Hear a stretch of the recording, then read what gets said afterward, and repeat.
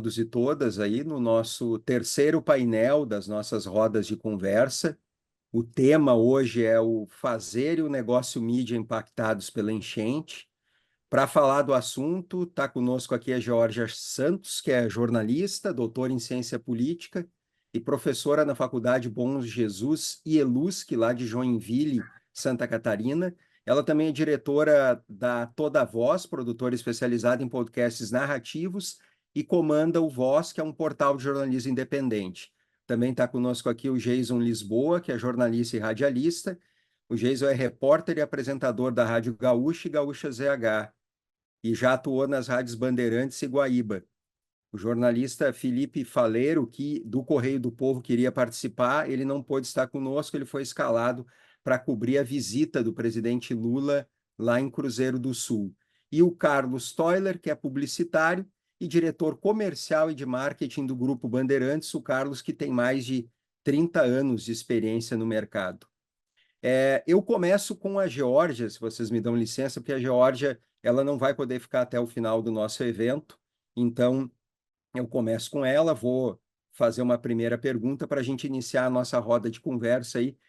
Geórgia, você está, de certa forma, distante, mas ao mesmo tempo próxima, né? Familiares aqui, tem negócios aqui, tudo isso. Como é que você está vendo o impacto que a gente vai ter, principalmente se a gente falar do mercado de comunicação?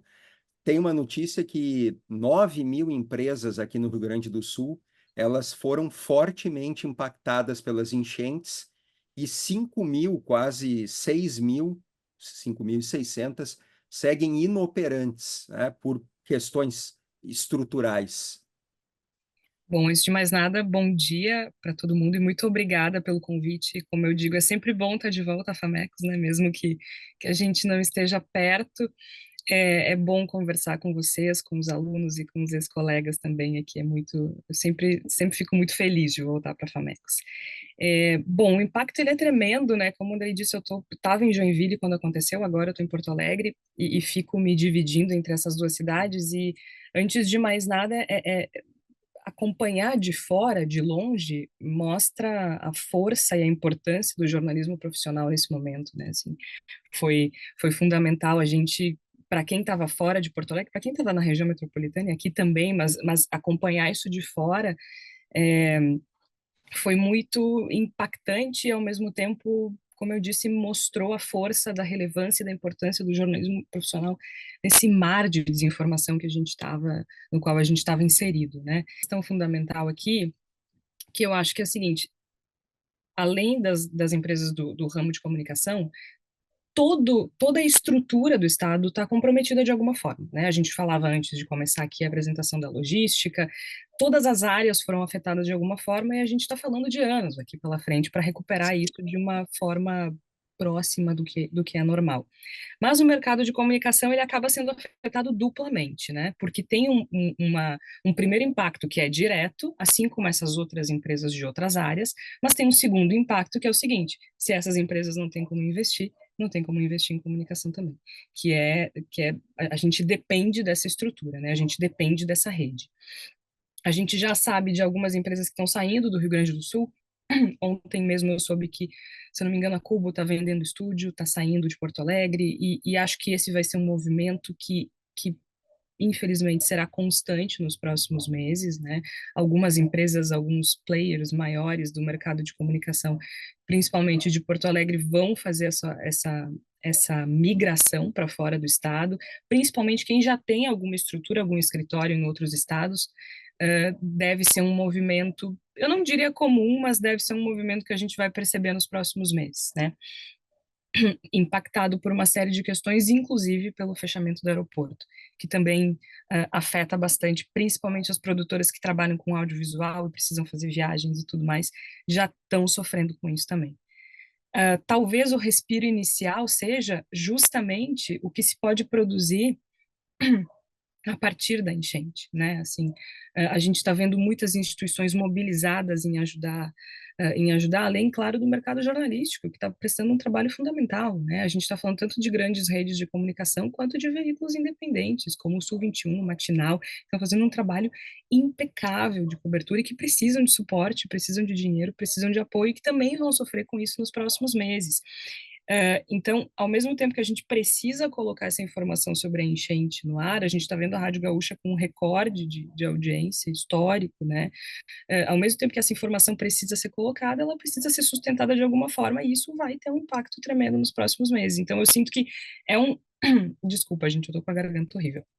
É um processo muito complexo que a gente vai enfrentar nos próximos anos, porque a gente tem essas grandes empresas que vão ter uma queda de faturamento tremenda e que precisam continuar informando, né? Não é uma opção, não é uma opção não informar, não é uma opção não colocar programa no ar, não é uma opção não imprimir jornal, não é uma opção não fazer reportagem, assim como a gente tem o mercado publicitário que acaba sofrendo por tabela, né? E que impacta diretamente no mercado jornalístico. Eles estão interligados, a gente não tem como separar uma coisa da outra. Assim como a gente pode continuar produzindo conteúdo a partir dos eventos que a gente testemunhou no último mês, eles estão interligados, né? O jornalismo precisa da publicidade para se sustentar e a publicidade vai sofrer um impacto direto dessas empresas que não vão ter dinheiro para investir, porque vão precisar redirecionar isso para outras áreas, né? Então a gente vai precisar de um ajuste tremendo, assim, né? Eu que tenho uma produtora pequena e que trabalho com outras produtoras que não são de grande porte, a gente já sente, né? A gente teve sorte que alguns contratos que já estavam feitos, eles disseram, não, a gente não vai produzir agora, mas a gente não vai rescindir o contrato. Mas os novos foram, os que estavam em processo de fechamento, foram todos interrompidos, né? Então, é uma realidade muito dura que a gente vai deparar pela frente, com a qual a gente vai deparar pela frente.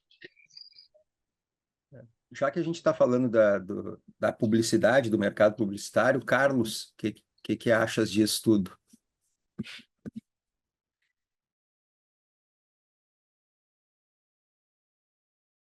Tá fechado o áudio, Carlos. Aí. Perdão. Bom dia a todos aí. Obrigado pelo convite, Anderson, Andrei. Prazer estar aí ouvindo a Geórgia e estar conversando com vocês. É realmente um momento extremamente desafiador, né? Sob todos os sentidos, aí com todos os prismas, tragédia enfrentada, todos nós aí fomos afetados em maior ou menor grau. E realmente, assim, em relação à publicidade, a gente tem o segundo Natal do ano, que é o Dia das Mães, ele não aconteceu, né? Os anunciantes suspenderam todas as verbas, era até, não vou dizer desumano, mas estava em desacordo com o que estava acontecendo, quer dizer, todo mundo pensando em salvar vidas, trabalho voluntário, acho que todos nós nos engajamos. E o Dia das Mães, então, de Magazine Luiza, a Lojas Pompeia, todo mundo cancelou as mídias, o próprio Zafari, né, suspendeu as mídias de oferta e tal no ar, por respeito, né, a tantas vítimas que perderam tudo e tudo mais. Isso, óbvio, né? A gente sabe que não tem almoço de graça, quem sustenta a indústria da comunicação a indústria da publicidade. Isso foi, para nós, inclusive da Band, que a gente fez um movimento histórico de se mudar para o Tecnopuc no início do ano, também foi um baque, né? Para todos os grupos, assim, da Band RBS, a Globo, quer dizer, que tem a RBS como afiliada aqui no Sul, a pequenas, médias, grandes produtoras, todos nós fomos impactados, né? O que a gente tem que estar preparado, né? Para esse recuo do mar, inevitavelmente, acredito que a gente tem que estar muito atento. Por outro lado, também, né? Felizmente, né? Eu ia dizer feliz ou infelizmente, felizmente, a vida segue.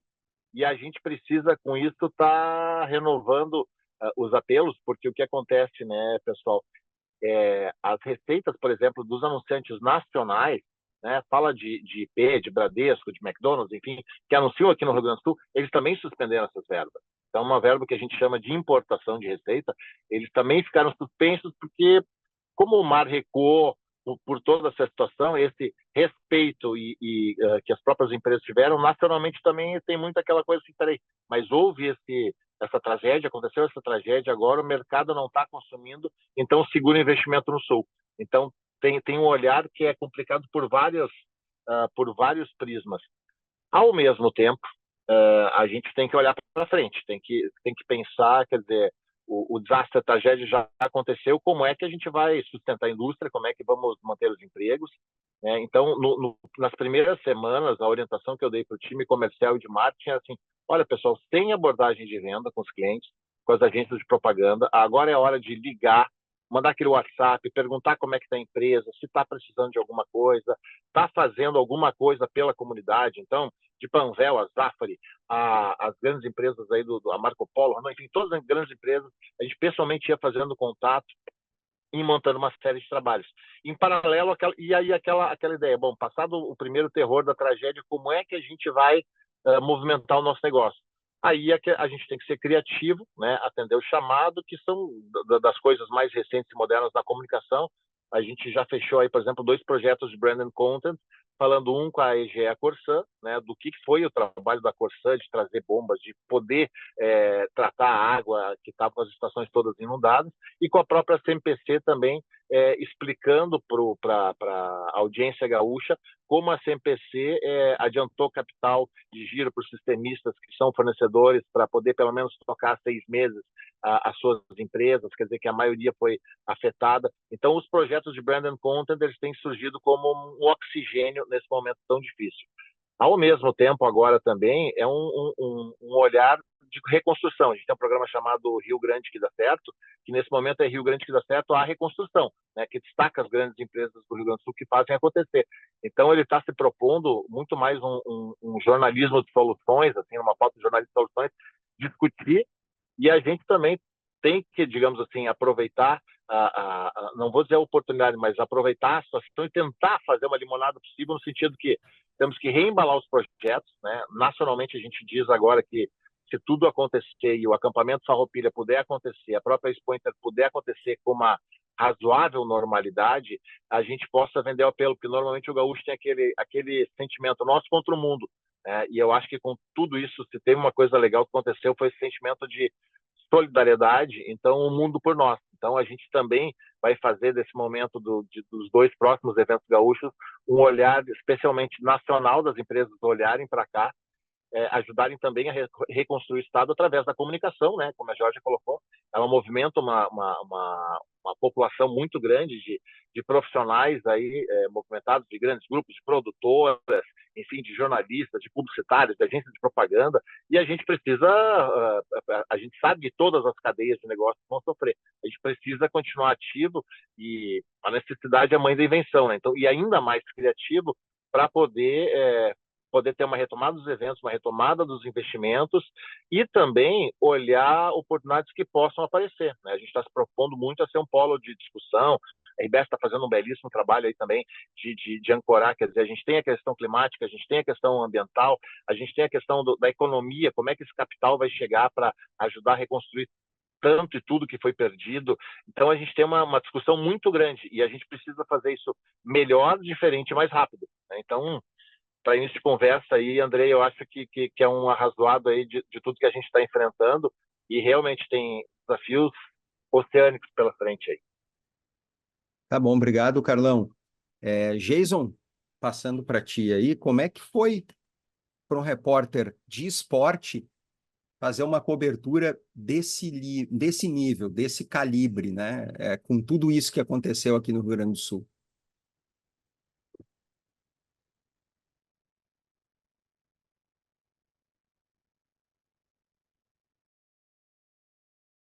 Agora, estou chegando bem para vocês? Agora sim? Tá bom. Sim. Bom dia a todos. Obrigado mais uma vez pelo convite. Prazer estar aqui nessa mesa para debate. Andrei, eu acho que as coisas elas acontecem assim. Você tem que estar no lugar certo, às vezes na hora certa. Claro que para um jornalista esportivo, né? Você A gente é um jornalista esportivo, mas a gente tem que estar preparado para todos os eventos possíveis e imagináveis, né? Você não pode estar só preparado para a bola rolando ou se vai jogar fulano ou beltrano. ou quem que Grêmio e Inter vão contratar. Acho que esse é o início de tudo. Jornalista, né? Nós somos jornalistas. E esse desafio, ele surge no momento onde eu estava há pouco tempo na RBS, eu entrei em outubro do ano passado, e aí, agora esse ano, no mês de maio, ali, aquele início de turbulência, surge, né, a possibilidade de fazer uma migração. Eu já fiz eleição, fiz acidente, já fiz outras coberturas, mas ter a possibilidade de viver 20 dias praticamente como eu vivi dentro desse processo, né, fora do meu habitat natural, realmente foi muito desafiador, diferente e assim, claro que é uma tragédia, eu não quero que isso nunca mais aconteça. Eu até digo para as pessoas lá dentro, eu falo, poxa, foi terrível, isso nunca mais pode acontecer. Mas assim, o trabalho que a gente fez foi gratificante nesse ponto de execução, né? Que nunca mais ocorra, porque realmente é algo que, estando na rua e vendo as coisas, é de uma tristeza sem tamanho, e eu tenho, assim, a minha maior preocupação agora é com uma palavra que eu já ouvi várias vezes aí, reconstrução. Eu entendo que vai ser difícil e acho que vai ser lenta. Tomara que não seja assim. Tomara que seja o mais rápido possível, mas a gente depende de vários fatores para isso. Mas quando eu fui designado para fazer essa cobertura, eu entrei com a ideia de ficar ali, quem sabe, 1, 2, 3 plantões, né? Por uma necessidade, um início de algo que ia passar rápido, que não ia demorar muito. E daqui a pouco foi uma semana, 15 dias, 20 dias, né? Dentro desse novo mundo. E sempre é muito desafiador, porque é algo diferente daquilo que você está lidando.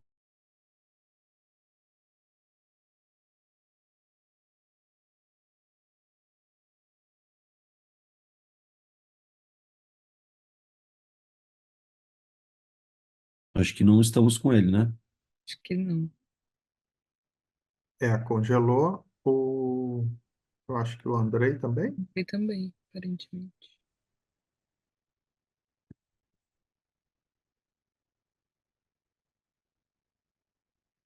Tem uma pergunta.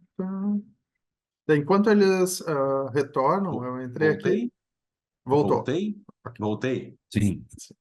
Não sei onde é que eu parei, enfim, mas foi muito desafiador, né, fazer esse trabalho, foi diferente, foi algo assim que profissionalmente para mim foi muito valioso, como eu expliquei, mas que nunca mais aconteça na vida, porque realmente foi algo muito triste. E eu fui preparado para ficar, quem sabe, 2, 3 dias fazendo, né? E quando eu vi, passou uma semana, 15 dias, 20 dias, e eu dentro daquele processo. E a gente cresce muito, acho que isso faz com que a gente acabe crescendo, né, dentro da nossa profissão.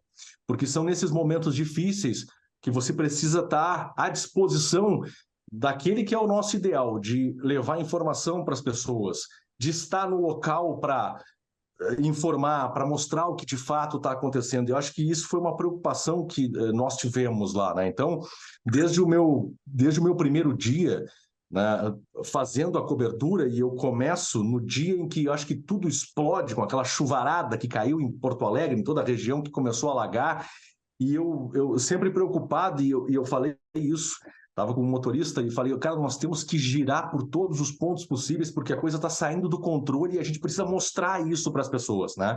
Então essa foi uma preocupação que eu sempre tive, de estar nos locais para mostrar para as pessoas o que estava acontecendo, para elas terem a informação correta, para elas saberem se elas podiam ou não sair, passar por determinados locais. Mesmo eu, por exemplo, não sendo um grande conhecedor de Porto Alegre, moro aqui há alguns anos, mas né, venho de uma outra cidade que foi atacada também pela enchente, que é Nova Santa Rita, mas tendo que informar as pessoas da melhor forma possível, né? E da forma mais correta possível e real possível, para dar a dimensão do que a gente não sabia, do que a gente ia viver ainda, né? E que a gente acabou tendo noção poucas horas depois ou dias depois. Então, assim, foi algo diferente, algo para não ser esquecido, porque a gente não pode esquecer, porque se a gente esquecer, vai acontecer de novo, né? Mas, assim, como profissional de comunicação, como profissional da área, né, como jornalista, foi uma das coberturas mais desafiadoras da minha carreira como um todo, desde o meu início lá na Band, em 2007, fazendo transmissões, finais, Copa do Mundo. Mas essa experiência que eu vivi nesses últimos 20 dias, inserido nesse mundo, nesse contexto diferente do meu contexto normal e natural de futebol, de esporte, ele foi desafiador e agregou muito para a minha profissão, para mim. Mas, repito para vocês, claro que não é algo satisfatório de você fazer. Mas profissionalmente, acho que a gente procurou e procura até hoje, né, entregar ainda o melhor conteúdo disponível, porque esse era o período onde a gente precisava informar as pessoas, né, manter as pessoas informadas, dando a real situação. Se era grave, tinha que se informar que era grave. Se não era tão grave assim, se tinha fake news circulando, nós tínhamos uma obrigação de né, buscar essa informação correta. Então, acho que a gente conseguiu fazer isso nesses dias em que eu estive e nesses dias que, depois da minha saída também lá do jornalismo geral, a gente continua fazendo na Rádio Gaúcho. Né? Então, acho que nosso compromisso segue de pé com o público, né?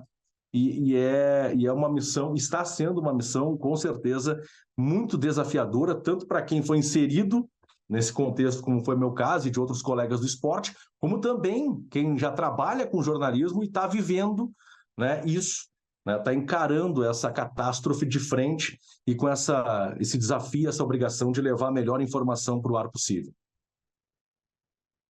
Beleza, obrigado, Jason. A gente já tem uma pergunta aqui.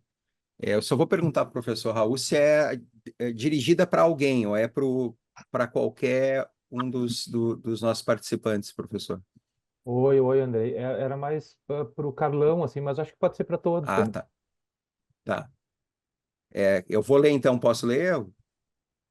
Claro. Eu vou começar. Como não ser um aproveitador comercial de uma tragédia, né? Como estar atento ao recuo da água e como pensar no futuro. De certa forma, pensar no futuro, tu já deu alguma ideia na tua própria fala, né, Carlão? Sim. Não, excelente pergunta, porque a gente teve muito essa preocupação de não se aproveitar da tragédia e fazer isso com muito respeito. Por isso que acho que começou pela orientação, a turma de comercial, né, que fala com os clientes e tal, porque ao mesmo tempo que ali quando estourou tudo, como o Jason falou, a gente foi final de semana, acho que, né, muitos de nós, todos nós aí para abrigo, ajudar, trabalho voluntário e tal, e ao mesmo tempo eu passei o final de semana inteiro quebrando a cabeça o que eu digo para a equipe de segunda. E essa preocupação vem ao encontro aí da pergunta, porque se estendeu e se estende até hoje. Como não passar por aproveitador da tragédia e, ao mesmo tempo, como juntar o dinheiro para pagar o almoço e pagar a janta depois, né? Que é aquilo, né? Aquela expressão, entendeu? Do almoço para pagar a janta. É um desafio, a gente tem que fazer isso, acho que com muita clareza, né? Tanto que no começo aquilo se colocar à disposição das pessoas. E na hora mesmo eu citei os projetos de brand content, porque foi uma função assim, ao mesmo tempo, vai lá, cada empresa de comunicação, cada empresa comercial e tal, tem ali uma meta, ela tem X de despesa por mês para pagar salários, comprar insumos e tal, e tem que fazer. Óbvio que esse mês a meta não fechou para nenhum dos veículos aí dos grandes grupos. E isso precisa, de uma certa forma, ser retomado. Então, o cuidado tem que ser muito grande, mas, ao mesmo tempo, porque, assim, se a gente não voltar a vender, não voltar a ter digamos assim, um processo sustentável comercialmente, vai haver demissão em massa. Né? Então, a gente fica um pouco entre a cruz e a espada, entre o Mário Rochedo aí, fazendo, acho que com sensibilidade, com o dedo no pulso, né? Passado esse primeiro mês, agora eu acho que retoma, assim, começa a haver uma retomada gradual e com muito respeito. Até eu acho que, assim, quem é mais responsável são as próprias agências porque a gente acaba sendo a plataforma que veicula os comerciais. Então, a gente tem projetos que pode oferecer como brand content, mas o cliente também está acertando. A própria Magazine Luiza, por exemplo, para pegar um exemplo nacional e local nosso, ela está adequando o comercial deles ao momento, a questão, quer dizer, não está uma postura mais tão agressiva e tal. Então, tem muito também do conceito de comunicação que está sendo adotado pelas empresas. E em termos, né, da gente, de empresas de comunicação, todas as divulgações e matérias que a gente fez, por exemplo, apoiando ou divulgando, a própria RBS fez isso também muito bem, aí com a Cris Silva, divulgando o que as empresas estão fazendo para ajudar, realmente ajudando e com um tom sério e sóbrio. Não é aquele tom de tipo assim, sabe, o cara que foi fazer voluntário e posou no Instagram que está ajudando. Não, é o trabalho sério, voluntário e comunicando, olha, ajudou com tantas toneladas de alimento, de carne, de doações, de abrigo, de cobertas, e uma divulgação realmente honesta e verdadeira, né? Não tem um cacarejar em cima de um momento para passar de aproveitador. Mas tem que ter muito cuidado, porque muito aproveitador, a gente acha que, né, de veículos de comunicação grandes, há plataformas como Instagram, a gente viu que isso aconteceu. Eu queria só aproveitar uma coisa, se me Claro, permite, claro, vai, muito Jorge. rápido, porque sobre essa questão de não se aproveitar, e também puxando um pouco do que o Jason fala de que a gente não pode esquecer, porque eu acho que sempre houve um malabarismo muito difícil entre, não muito difícil, mas quando se fala principalmente em política, pode ser um malabarismo difícil de se fazer entre comercial e jornalismo, né, quando a gente fala dos grandes veículos de comunicação. E eu acho que agora isso se intensifica um pouco a partir dos próximos meses, né? Porque a gente precisa encontrar uma forma de acomodar, sempre foi difícil, mas acho que agora vai ficar mais, a função social com a necessidade comercial, né? Porque a gente tem uma crise tremenda pela frente para discutir, uma crise climática, uma crise política, que, sem dúvida nenhuma, não pode ser deixada de lado pelas discussões dos jornalistas, né? Porque assim, a emergência ela passou e agora a gente precisa, se antes não era para apontar culpados, acho que talvez agora a gente não pode mais deixar de lado essa questão, por mais que algumas pessoas tenham insistido, né? Então, assim, chegou o momento de se discutir por que tudo aconteceu, de que forma isso pode ser evitado para que não aconteça de novo, e é difícil de acomodar isso com questões comerciais. Esse é um desafio que vai ser tremendo para grandes empresas, para pequenas empresas, esse eu acho que vai ser o grande desafio interno das grandes empresas de comunicação, né? Acho que bem na linha daquilo que o Carlos vinha falando, né? A gente não pode se aproveitar, tem que encontrar uma forma de acomodar essas coisas, mas no caso do jornalismo existe uma função social que a gente precisa cumprir, a gente tem um propósito, e a gente precisa cumprir isso, né? Então, não vai ser fácil. Eu não tenho resposta de como fazer isso. Eu não sei se alguém tem, né? Eu realmente não sei se alguém tem, porque é muito complicado. Não se aproveitar, eu acho que é um pouco mais fácil. Eu acho que a gente pode fazer isso com sensibilidade, principalmente porque, de alguma forma, as pessoas foram afetadas, né? Eu andei pelo Vale do Taquari 2 semanas atrás, e mesmo cidades que não foram afetadas diretamente, elas estão isoladas, elas não conseguem se comunicar.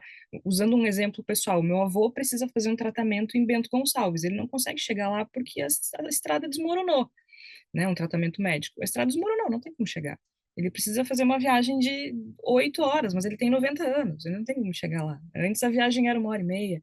Então, o estado inteiro está colapsado de alguma forma, e isso ajuda a ter sensibilidade para tratar disso. Acho que facilita, né, essa coisa de não parecer aproveitador, porque de alguma forma todo mundo foi afetado de alguma forma, né? Todo mundo está mexido, todo mundo está triste, todo mundo tá mal. Todo mundo tá mal, essa é a verdade, né? Eu li esses dias no Twitter, tá todo mundo mal. Então, eu acho que isso, de certa forma, ajuda a tratar o tema com sensibilidade. Mas a função social, ela não pode ser esquecida. E isso acho que vai ser um grande desafio. Desculpa, me intrometi aí na pergunta. Não, que isso. Tem um comentário do professor Tiago. Posso ler ou queres fazer o próprio comentário, professor? Vamos lá, tamo junto. O meu comentário aqui é isso. Além dos veículos, que eu acho que o Carlos fala muito bem, as próprias empresas estão sofrendo o fato de não estar anunciando, que gera menos venda, né? O apelo comercial é importante. Eu conversava com um vice-presidente do Cindy Lojas, o varejo pulou de um Dia das Mães muito ruim e vai direto para um Dia dos Pais que não sabemos como vai ser. Então, assim, pula Dia dos Namorados. Maio é uma data muito importante para o varejo. E a gente já não teve um bom maio lá atrás, no ano passado, e agora, porque não esfriou tanto, vocês lembram que era um maio quente, né? Então eles não venderam, por exemplo, quem compra, quem vende vestuário, né? para mais um maio ruim também. Então, essa cadeia toda tem que começar a voltar a girar com muita sensibilidade, porque é o equilíbrio, né? O não anuncia por essa sensibilidade, muitas pessoas talvez nem estejam com vontade e compraram menos, de fato, né? Mas agora temos que encontrar esses caminhos, porque senão a engrenagem não gira e aí tu tem o veículo que não recebe verba comercial, mas precisa continuar com esse trabalho social importante que a Georgia e o Jason trazem. A gente precisa continuar falando sobre esse assunto, mas ao mesmo tempo a gente precisa anunciar para o comércio e o serviço continuar girando. Então a gente tem que começar a encontrar a forma de fazer isso engrenar também. Esse é o meu comentário. Obrigado, professor. O Jason, eu até ia fazer uma pergunta para o Jason agora. Tá com áudio fechado, Jason. Não, até Aí, sobre isso, claro. sobre a situação, a gente estava discutindo muito lá na redação, né? Quando é que o futebol ia voltar? Né? Futebol, a gente está sempre envolvido no futebol. E aí, eu teve um determinado momento, assim, eu retornei de um dia, assim, de acompanhamento da tragédia. Acho que eu tinha ido na Serraria, eu acho, que foi um bairro isolado em Porto Alegre, bairro pobre em Porto Alegre, onde não entrava caminhão de lixo, né? E o Fechou o áudio, cortava, Jason. perdi o áudio. Agora deu. Espera aí. Voltou. Estão me ouvindo? Estão me ouvindo? Estão me É ouvindo? isso, agora voltou. Uhum. Não, só sobre isso, sobre o interesse, sobre consumir, né? Eu fui, voltei, eu fui fazer a minha missão no dia era ir pela Zona Sul, né? Acompanhar a situação dos bairros da enchente na Zona Sul. E aí eu lembro que eu saí ali da TV, porque não dava para chegar no prédio da rádio, então a nossa base, a base da reportagem foi a TV, lá no morro. E aí a gente saiu da TV e 6 da manhã e me disseram, Zona Sul, pega toda a Zona Sul, vai até o Lami. Aí a gente foi, e aí eu nunca tinha entrado, nunca tinha passado perto da Serraria, um bairro que fica passando ali Guarujá. Ipanema, Guarujá, vem Serraria. Ou um pouquinho, ou antes, enfim, eu acho que não é depois. E aí eu entrei na Serraria. Entrei com barco porque não dava para entrar de carro, nem de caminhão, nem de... Aliás, caminhão do exército ou barco. Aí eu entrei e eu não tinha, já tinha o quê? Uma semana e pouco de enchente e não tinha caminhão de lixo para recolher o lixo que estava acumulado na rua. Eu caminhei e senti o cheiro daquele lixo. Um morador me levou para caminhar pelo bairro e foi me mostrando. Aqui tinha uma casa, aqui tinha uma casa, aqui tinha uma casa, não tinha mais nada. Aí quando eu voltei, eu me lembro que eu falei para o motorista, eu disse assim, não tem como a gente pensar em outra coisa, não existe. Não, e eu entendo, todo mundo precisa, né, do movimento do comércio, da indústria, da propaganda, do futebol.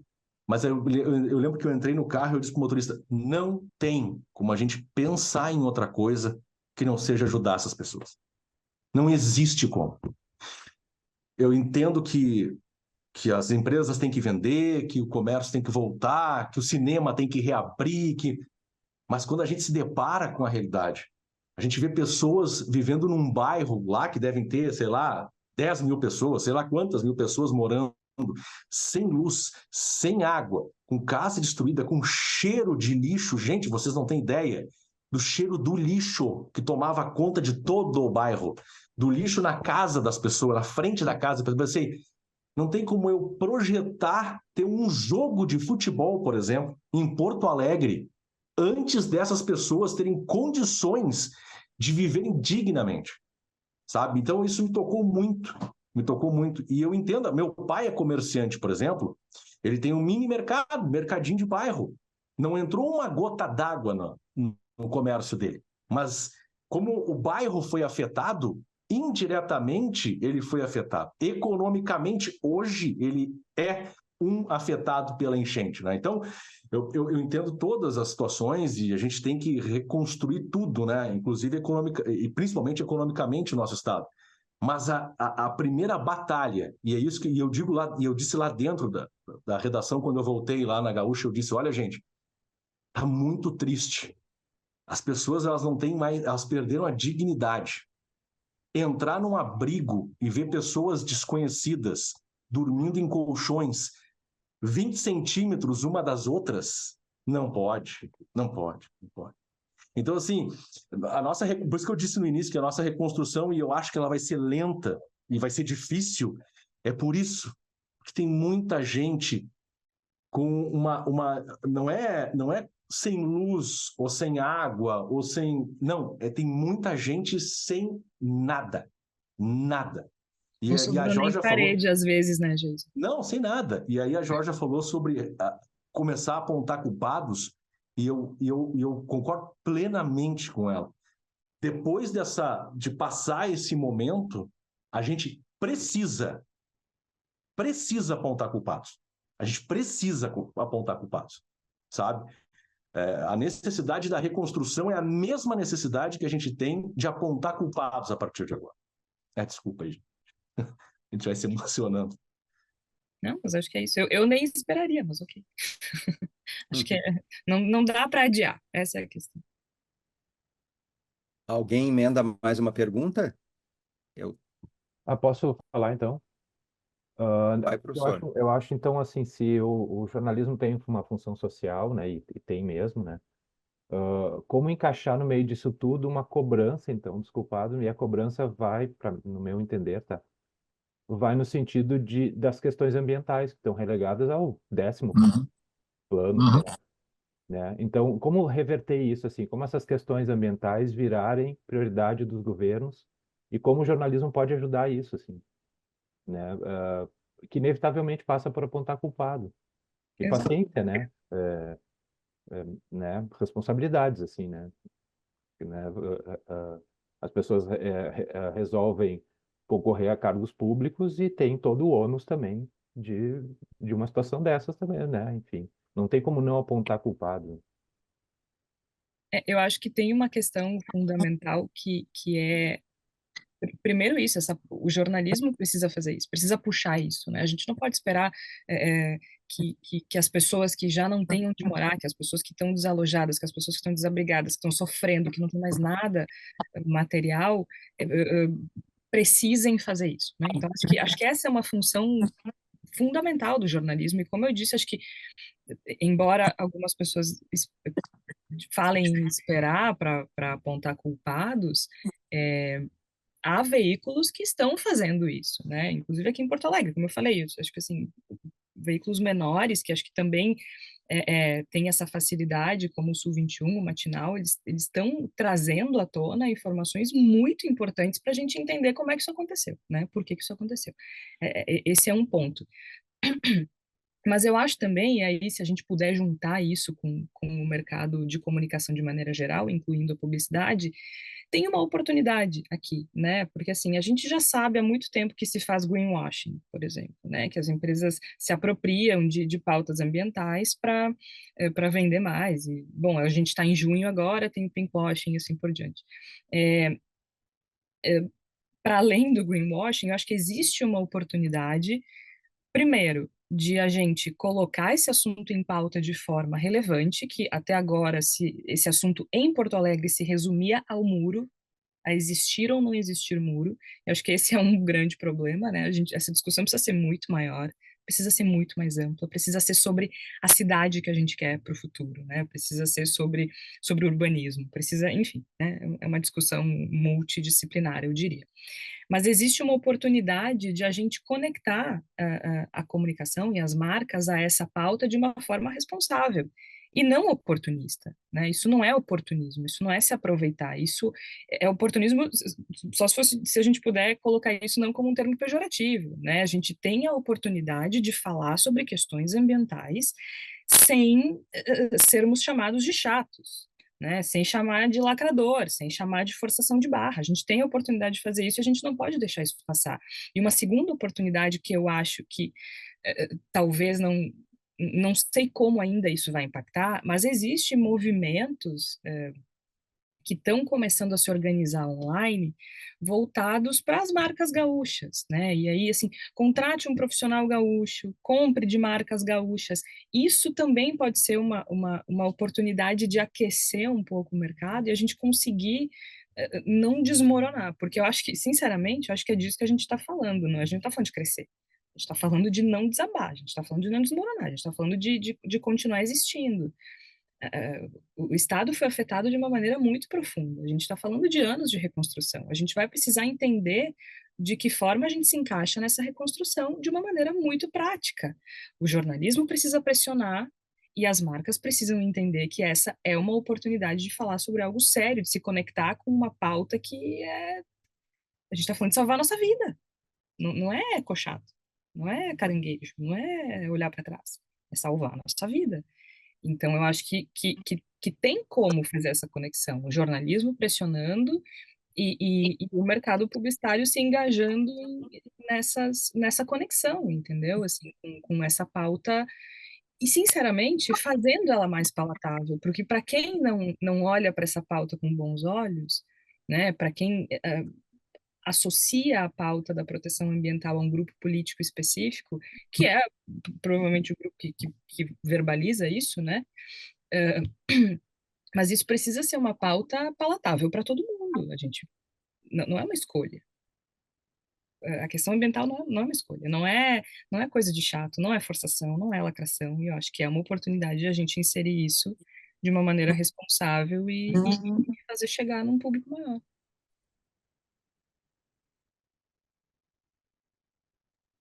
Beleza, Obrigado, Georgia. Tem um comentário aqui do Pedro. Pedro, queres, o aluno Pedro, queres que eu leia ou tu podes fazer o comentário também em áudio, Pedro, se quiseres.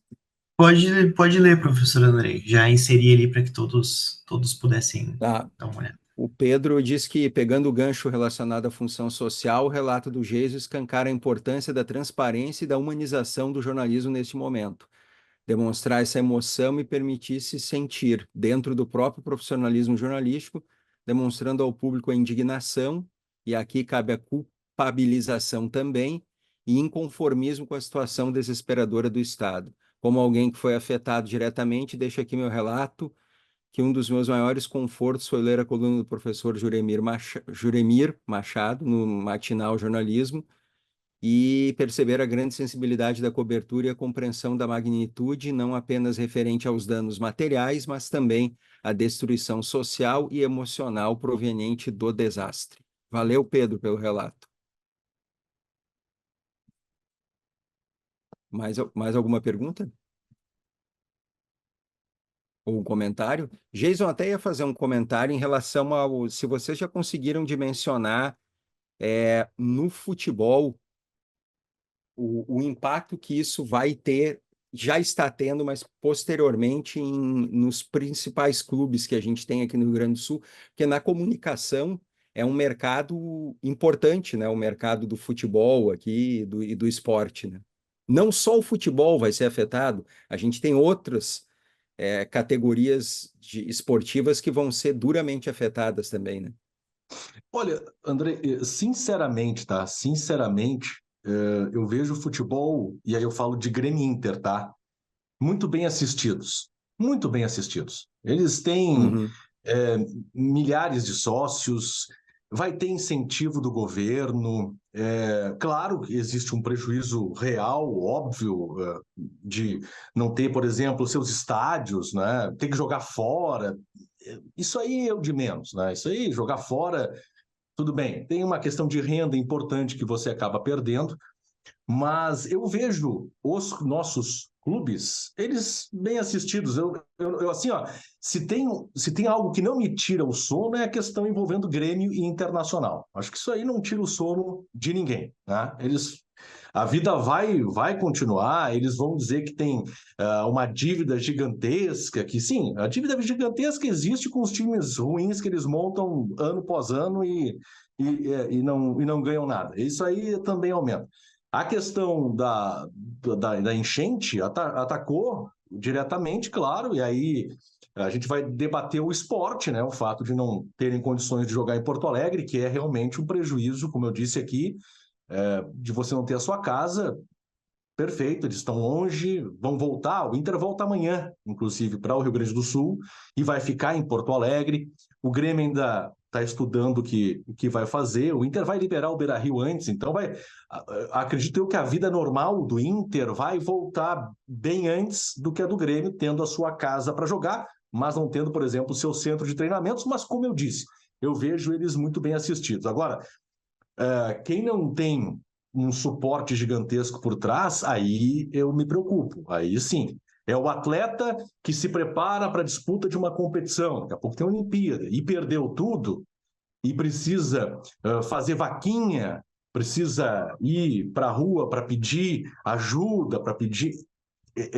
Isso é o que me preocupa mais, né? Esse sim, esse lado me preocupa mais. Por exemplo, espaços sociais, e aí eu falo de esporte também, que foram atingidos. Como é que nós vamos recuperar esses espaços sociais que atendem crianças? O próprio Grêmio tinha um que foi liquidado ali, do lado do CT do Luiz Carvalho, foi completamente inundado. O IGT, Instituto Geração Tricolor, que atende 6.000 crianças, né? Devastado, acabou. Isso me preocupa mais. Só que aí tá, o Grêmio vai dar um jeito, tem o seu braço esportivo que ajuda, tem a marca que é muito forte. Mas e quem não tem? Então, isso é o que mais me preocupa. Diretamente falando de Grêmio e Inter, Andrei, eu acredito que não vai afetar, né? Vai afetar a questão do jogo, né? Claro, de não ter a sua casa, mas tirando isso, eles estão bem, têm orçamentos gigantescos. O Grêmio vai botar 30.000 pessoas sábado jogando no Couto Pereira, né? Então vai dar uma normalidade. A gente vai ver um jogo do Grêmio com casa cheia. Então, assim, acho que, como eu disse, a nossa maior preocupação nesse momento não pode ser o futebol, né? A bola rolando. Isso aí, Grêmio e Inter vão passar facilmente por esses desafios, acredito eu. Talvez não ganhem nada esse ano, mas aí também não é nada de anormal, é normal não ganhar nada. E quem sabe no ano que vem, mais fortes, reestruturados, com suas casas, voltem às conquistas. Beleza, obrigado, Jason. A Georgia, acho que tu vai ter que daqui um pouco sair, né, Georgia? Sim, em seguidinha. Se Preciso. quiser te despedir, tá É, aberto. Tá bem. Eu queria primeiro agradecer a vocês por ouvirem. Eu acho que a gente tá, todo mundo, acho não, né? Estamos todos juntos no mesmo barco, mais literal do que eu gostaria, enfim, a expressão. Mas acho que a gente tem que descobrir junto também, né, o que fazer, porque, como eu falei, assim, a gente está discutindo algumas perguntas e são respostas que eu não sei se alguém tem para dar, né? É um evento extremo que a gente nunca tinha experimentado, né, na nossa geração. Imagina, a última vez que aconteceu faz 80 anos, então é um evento que a gente está experimentando junto. Assim como foi a pandemia, né? E acho que isso torna tudo ainda mais difícil. A gente saiu de um processo traumático, está entrando em outro processo traumático. A gente não sabe quais serão as consequências de médio e longo prazo, só sabe que serão muitas e devastadoras. Então, a gente, assim como a gente está aqui discutindo, é um espaço importante esse justamente por isso, porque eu acho que a gente precisa unir forças para encontrar essas respostas, né? Não só para o mercado da comunicação, mas também para o futuro da nossa cidade, para o futuro do nosso estado, porque a primeira, como eu disse para vocês, quando aconteceu, quando começou, eu não estava em Porto Alegre, então eu assisti pela TV. E teve um momento que um repórter, o Jonathan Bittencourt tava na Gaúcha, agora foi para Record, né? Mas ele estava na Gaúcha no dia e ele fez um vídeo que ele postou no Twitter em frente à minha casa, com a água pelo meio da perna, assim. E, e eu disse, como assim? Né? Como assim? Eu tô vendo o meu prédio alagado. Prédio que eu moro há 20 anos, que fica a 2 quilômetros de distância do Guaíba. Como assim? Ele tá na frente da minha casa. No mesmo dia de tarde entra um repórter da Globo News Eu moro na Cidade Baixa, perto da Zero Hora. E aí ele estava na frente do Teatro Renascença também, com água pelo meio da perna. E aí eu digo, mas como? Como assim, né? E eu acho que todo mundo está com essa sensação de como que a gente está vivendo isso, por que que a gente chegou nessa situação? Então, eu acho que todas as respostas passam por essa dor coletiva, sabe? Nenhuma resposta vai ser individual, não vai ser uma pessoa que vai ter resposta para os nossos problemas, para os problemas econômicos, mas também psicológicos, né? E para essa discussão que a gente precisa ter de olhar para o futuro. Olhando de longe, a impressão que eu tinha era que o meu estado, que a minha cidade estavam desaparecendo.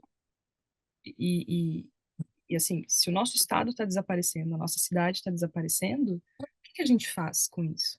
Né? Assim, era uma sensação muito profunda de que o estado, Rio Grande do Sul, Porto Alegre não serão mais os mesmos. Mas então, como eles têm que ser? Como eles têm que ser? Né? É isso que a gente tem que conversar a partir de agora e usar os canais que a gente tem para colocar essa discussão em pauta. Esse é um canal para isso, né? Como a gente quer que seja, porque igual não vai ser mais. Se isso é bom ou ruim, a gente vai descobrindo no processo, né? Mas como a gente quer que Porto Alegre seja, como a gente quer que o Rio Grande do Sul seja, esse é o momento para discutir isso, não tem outra possibilidade. E então é bom que a gente esteja fazendo isso aqui hoje, com esse foco na comunicação, mas que né, é uma peça nesse quebra-cabeça bastante complexo que a gente vai ter que montar daqui para frente. Então, obrigada pelo convite, muito obrigada por terem me ouvido. Como eu disse, acho que está todo mundo um pouco confuso ainda, tentando entender quais serão os próximos passos. E eu espero que num futuro que a gente possa conversar de novo, a gente já tenha algumas respostas, pelo menos, né? Todas certamente não, mas algumas eu espero que a gente já tenha mais elaboradas na cabeça. Obrigada e desculpa se falei demais. Obrigado, Jorge, pela participação. Foi um prazer. Até a próxima.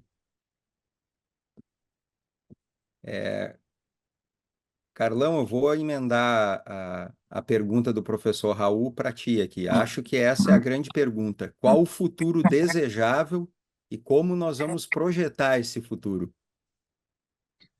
Olha, como disse a Georgia, é um momento de muita reflexão e mais uma grande pergunta aí. Aquela pergunta é quase que como vamos salvar o mundo, né? Porque a sensação que a gente tem é de estar vivendo um pós-guerra, né? Muito dolorido tudo isso. Eu estava ouvindo aí a Geórgia, o Geison e tal. É duro, até assim, é quase que um paradoxo ter que pensar em estimular um consumo numa hora dessas, né? E ao mesmo tempo, mas aí respondendo a pergunta,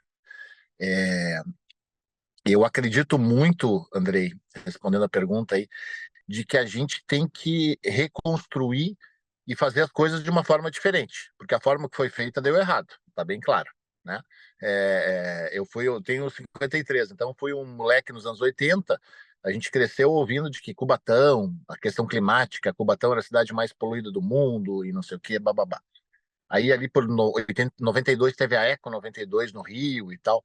Todas essas discussões estéreis, ou elas não, na verdade, o planeta está com câncer há muito tempo e nunca iniciou um tratamento eficaz. Aí teve o protocolo de Kyoto, mas de que forma? Aí a gente vê lá o Trump de novo indo lá para, né, quer dizer, como é que o planeta vai discutir? E aí, assim, a gente estava ouvindo aí a discussão, a fala de todos aí, quer dizer, de procurar os culpados. Sim, mas os culpados, de uma certa forma, somos todos nós, né? Não é, se não fosse a sociedade civil, que caos maior que a gente teria vivido, né? Então eu fico realmente muito difícil a resposta para essa pergunta, porque pega em Porto Alegre. O Porto Alegre, os culpados, sim. O Melo é o prefeito da hora, é o prefeito da vez, é o prefeito que está aí.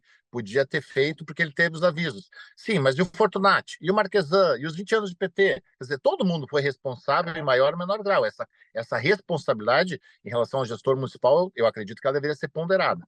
né? Então, eu acho que a primeira grande questão, e aí se falou bastante disso, é acreditar que essa discussão climática, ela tem que, assim, olha, vamos discutir, o problema é esse, o que vai ser feito, diminui os... Quer dizer, a mudança para a frota elétrica, pronto, pode ser uma solução, mas aí não tem a logística de abastecimento dos carros, né? Eu não tenho segurança de comprar um carro 100% elétrico, porque eu não sei se eu chego a São Paulo só com eletricidade, né? Só com abastecimento elétrico. Quer dizer, de que forma a gente faz a discussão? Né? Então, tem a discussão, acredito que seja a discussão climática, né? E a gente, né, discutir e acordar isso. Tem a discussão, então, do sistema de prevenção para Porto Alegre, para todas as cidades do interior. Eu sou de Santa Cruz, quer dizer, a cidade ao lado, Sinimbu, foi devastada do mapa, né? Quer dizer, como preparar e recuperar tudo isso? Acho que tem um olhar de reconstrução diferente, e a gente tem exemplos aí da Holanda, lá de New Orleans, de vários lugares do mundo, né? Então tá, temos que fazer. Tem aqui vem cá, a gente tem um centro de excelência na URGS aí, do IPH e tal. Quer dizer, o pessoal estava todo aí. A gente daqui a pouco precisa ouvir o pessoal lá de fora, mas o pessoal que é craque no ramo, a gente não ouviu, eles estão aqui do lado de casa. Olha que falência do sistema. Né? Então, acho que tem uma discussão e a gente, daqui a pouco, de uma certa forma, todos nós, e aí uma função fundamental nossa do jornalismo é ser o alto-falante disso tudo, para usar uma expressão dos anos 80, ser o alto-falante, a parabólica, né? Ser o hub dessa discussão e realmente, assim, na função de jornalismo, soluções, de social, de fiscalizar e dizer assim, olha, não pode continuar assim, tá aí a tragédia que aconteceu, como o Jesus falou, a gente não pode descansar enquanto todo mundo tiver, quer dizer, do jeito que tá, né, em abrigos, e o voluntariado a gente viu que diminuiu e já vem diminuindo, porque a dor ensina a gemer, mas ela também, as pessoas precisam retomar a vida, o seu comércio, a sua atividade. Então, acredito que tem que ter aí, talvez, uma mudança, uma oportunidade para o jornalismo para voltar a ser o grande protagonista e não deixando essa brasa esfriar, porque acho que a gente não tem a resposta para tudo, a gente vai infelizmente ou felizmente aprender fazendo.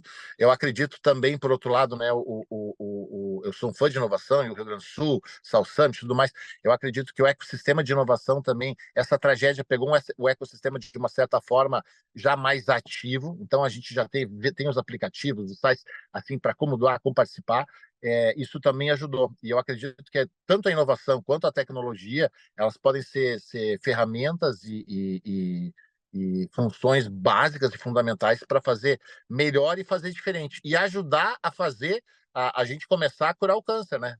A descobrir, pelo menos, tratar esse câncer, que é a tragédia climática que já está aí posta, né? Então, porque aí com 53 anos, ao longo dos últimos 40 anos, a gente viu que grandes mudanças, a pró-clima não foram feitas, pró-ser humano, pró-saúde da Terra não foram feitas. Era o discurso do Ecochato, era o Lutzenberger que era louco, quer dizer, cara, tem uma história longa de provar de que tudo isso deu errado, né? Então, eu acredito que a gente precisa parar com responsabilidade, olhar também, principalmente, a classe política aí com mais cobrança ainda, e aí eu faço realmente, ratifico a ponderação. Não tem um gestor responsável, todos os gestores de Porto Alegre foram responsáveis nos últimos 40 anos, né? A grande discussão era, como a Jorge falou, do muro ou não muro, que era quase como uma discussão estética, né? A gente vê, teria sido muito pior. Enfim, então, sem querer me alongar, Andrei, mas eu acho que é isso. Acho que tem uma responsabilização da classe política, mas também de todos nós, de sermos mais efetivos no tratar essa mudança. Aproveito aqui, André, eu também tenho outro compromisso agora para me despedir, agradecer o convite aí, fiquei honrado, espero ter contribuído e agradeço a todos aí, acho que as perguntas foram bárbaras e a todas as contribuições, aprendi muito com essa participação aí. Obrigado, Carlão. Até a próxima. Um prazer tê-lo aqui. Da mesma Valeu. forma. Abraço. Abraço. Jason, pode encerrar, fazer um comentário aí e as tuas palavras finais, que a gente já vai encaminhar para o encerramento, Jason.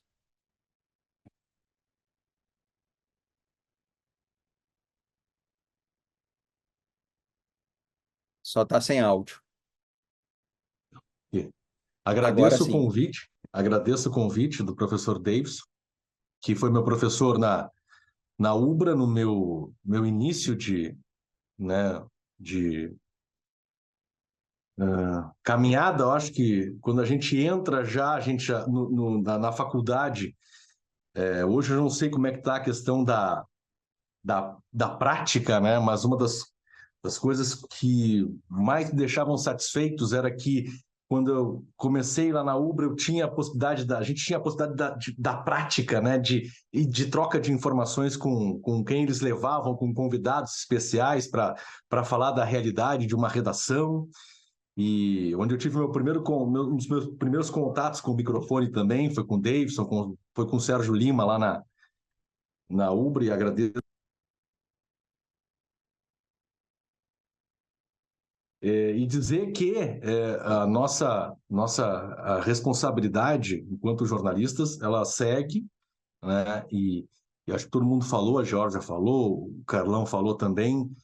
A partir de agora, a gente vai para uma fase também de uma cobrança maior, de uma fiscalização maior, né? A gente já cobriu, acho que, o ápice da catástrofe, e agora começa essa reconstrução, que eu torço com todas as minhas forças de que ela seja rápida, né? Mas a devastação foi muito grande, e aí cabem às nossas autoridades, né, acelerarem esse processo, né, para a gente não ter mais algo nem parecido com isso, né?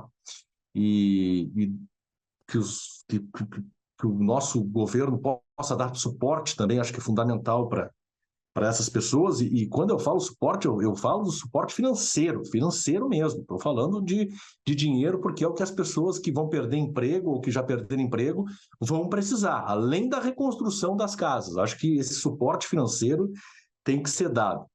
E agradeço demais o convite, né? Para mim, foi algo, como eu disse lá no início, foi diferente, foi uma possibilidade que surgiu em meio a uma catástrofe de fazer algo que eu nunca havia feito ainda nos meus mais de 15 anos de jornalista esportivo, né? De poder fazer uma transmissão tão pesada e difícil como essa. E é difícil a ponto da gente se deparar com a realidade das pessoas e não deixar se envolver com aquilo que a gente estava vendo. Também era uma missão, porque a gente via pessoas desesperadas e não tinha como deixar de ser, né? Eu encontrei muitas pessoas desesperadas, né? E ter que entender isso, né? Ter que entender isso que vem delas e transmitir isso para quem não estava alheio, né? Mas que à distância talvez não tinha a real noção do que estava acontecendo, né? E a gente, quando a gente vê uma notícia de algo que acontece, e eu acho que isso vai mudar, inclusive, gente, algo que acontece lá no norte, no nordeste, a seca, enfim, a falta de chuvas, e a gente olha isso distante, né? Sem talvez dar tanta importância.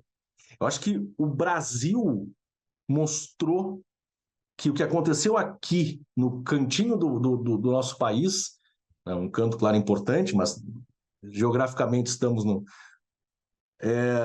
aqui o que aconteceu no Sul mexeu com todo o nosso país. E eu acho que é uma obrigação nossa, quando acontecer do outro lado do Brasil, nós também mostrarmos a mesma preocupação que a gente viu pessoas distantes, né, se preocupando e atravessando o país para vir ajudar aqui.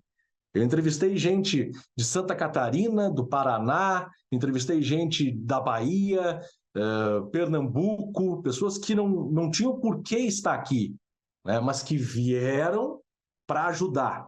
Eu acho que quando aconteceu uma tragédia em outro estado, longe, distante do nosso, a gente também vai ter que olhar a partir de agora com outros olhos para isso. E não só, graças a Deus está lá, longe da gente. Não. Nós tivemos uma ajuda que sem ela, talvez a coisa estaria ainda mais difícil, né, de se recuperar. E essa ajuda que veio de fora do nosso estado foi muito importante. E quero aqui deixar meu agradecimento mais uma vez pelo convite e me colocar à disposição sempre que precisar, à disposição dos amigos. Tá bom, obrigado, Jason, pelas palavras aí. Pessoal, é isso. Chegamos ao fim da nossa roda de conversa aqui, a terceira edição. Agradeço a presença de todos e todas e até a próxima. Espero ver todo mundo semana que vem presencial aí. Obrigado, gente, pela participação.